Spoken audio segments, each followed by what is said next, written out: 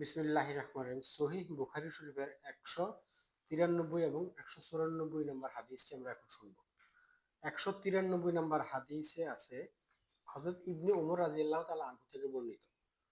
হুজুর সাল্লাল্লাহু আলাইহি সাল্লামের জমানায় পুরুষ ও মহিলাগণ একসাথে ওযু করতেন।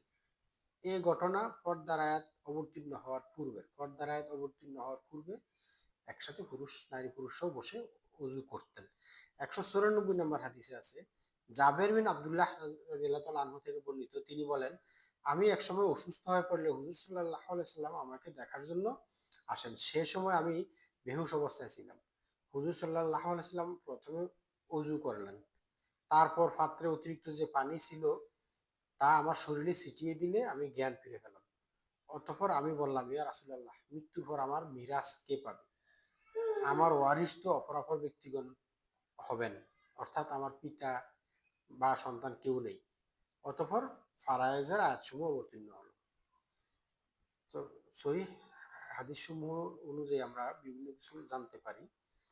আমরা 193 এবং 194 নম্বর হাদিসটিতেও আমরা ফারায়েজের আয়াতসমূহ কখন কিভাবে নাজিল হলো এবং কোনো ব্যক্তির ওয়ারিশ না থাকলে তার মিরাজ কি হবে সেই সম্পর্কে কি বলেছেন সেটা আমরা জানতে পারলাম। আসসালামু আলাইকুম ওয়া রাহমাতুল্লাহ।